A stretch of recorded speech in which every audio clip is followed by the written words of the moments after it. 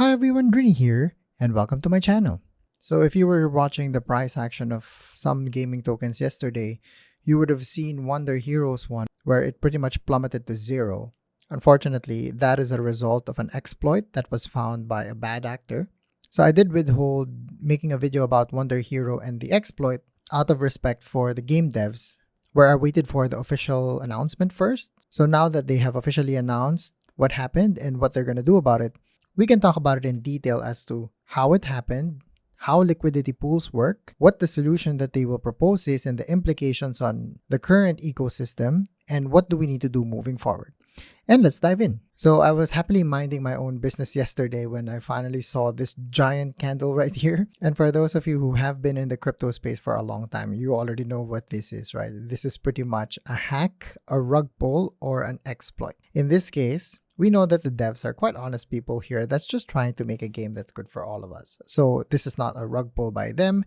Instead, this is what we call a liquidity drain. So let me show you how it works. So before we even dive in, it's very important to understand what liquidity pools are. So one of the reasons why, compared to the stock market and other asset classes, in the crypto space, you can trade 24/7. This type of trading exists because of liquidity pools, because in a decentralized system, you can have people who contribute liquidity into the pool in order to keep it afloat, in order to have it constantly traded. The incentives of providing a liquidity pool is, of course, you get a share of the transaction fees that comes from trading it. And also, there are additional rewards that the game devs give you to incentivize you into providing liquidity. So a liquidity pool exists typically as pairs. So you have the BNB and the cake liquidity here. They work as a ratio depending on the price of cake and the price of BNB. So for example, let's say this is a liquidity pool that we have 750 BNB in that pool and we have 36,000 in that corresponding cake. You can use the liquidity pool to buy and sell tokens accordingly. Now that we've given an overview on what the liquidity pool is, let's take a look at what the hacker did. So this is the address of the hacker in question, or the exploiter in question.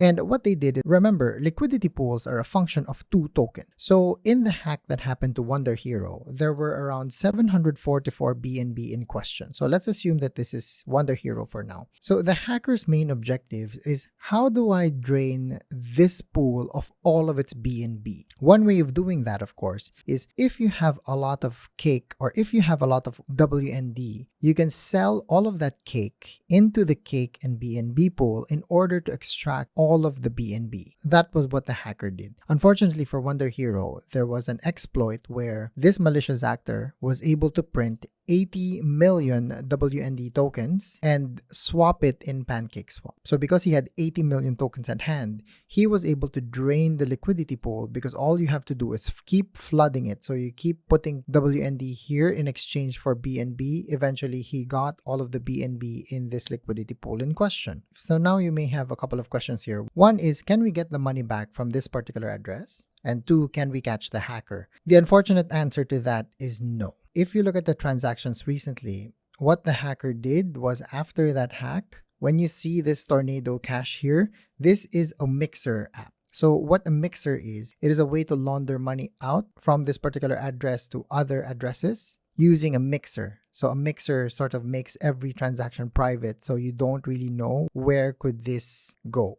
So full disclosure, I've put a lot of WND and a lot of my BNB in this pool as well. So as much as you're disappointed in losing out money, you and I are both affected by it. So we're going to talk about the implications later. Now that I've given you a good idea on how it happened, let's take a look at the solution that the Wonderhero team has put in place to sort of deal with this particular situation. So as you know, everything has been paused for now, so you can't really play the game, you can't go to the website, you can't really transact anything. And you're probably wondering, but wait, why can I still trade WND tokens in the marketplace? So in a DEX like PancakeSwap, you can actually still trade the WND token. Do not do that, because what's happening here is, because this is a decentralized system, the WND tokens are literally still floating in the Binance blockchain. But it is based on 80 million rather than the 5 million that's currently the circulating supply prior to the hack. The WND tokens that are remaining in a decentralized circulation,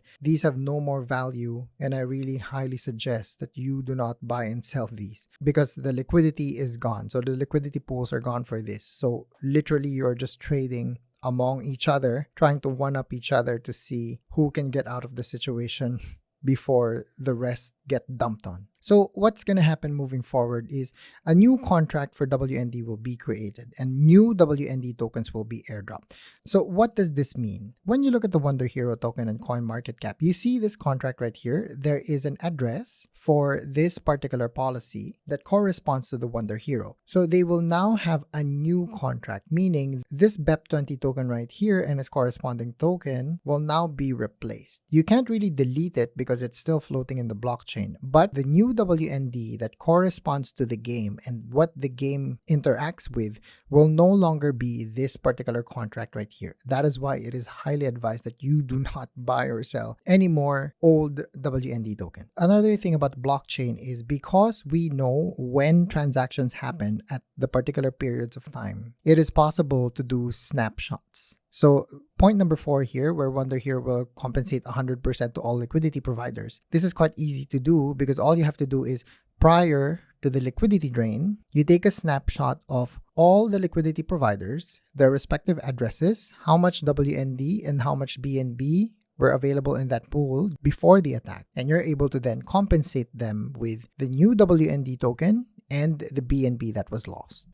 And of course, the other ones here are pretty much straightforward. So now that we've laid out everything, there are a couple of questions here. What is the immediate implications in the future? And what are the lessons that we need to learn along the way? So realistically and objectively, assuming that everything turns out well and everything gets resumed back to where it was prior to the hack, you will now have a crisis of confidence or trust issues among a small minority or maybe even a majority of the gamer population of Wonderhero. That's why one of my suggestions in Discord for the Wonderhero team is if upon receiving all of those tokens, everyone will just dump their WND anyway to either switch it back to BNB or just sell it off entirely into the market, you will still have a major price crash regardless. One of the ways to sort of soften that impact and really send the message that they are in this for the long term is it is not just enough to restore 100% of the liquidity.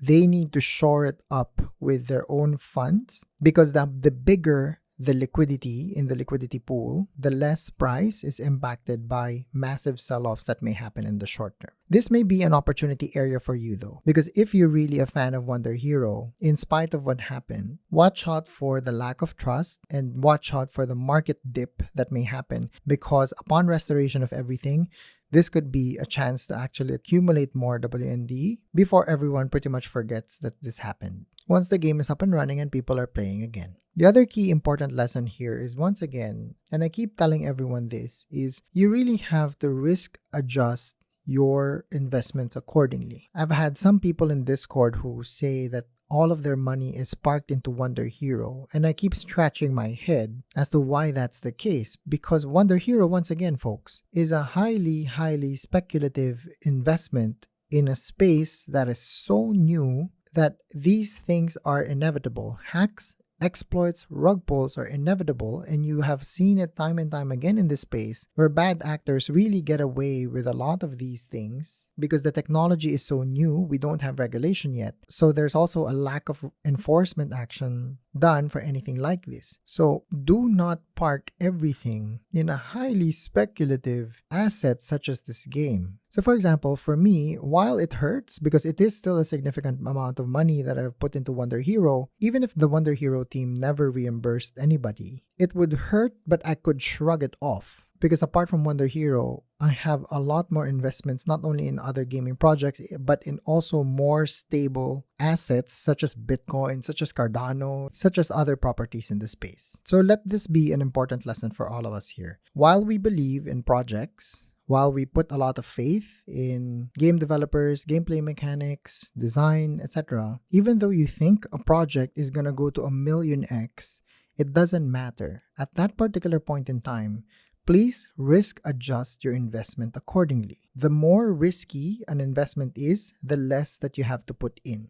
Besides, even though you've put in 1% of your portfolio, if it goes a million X, that's still going to be a significant amount of money, while your downside risk is low, where if it goes to zero, you can just shrug it off. So moving forward, it's really a wait and see game. Let's try to see when the changes and when the updates will take place, and we'll keep you posted until then.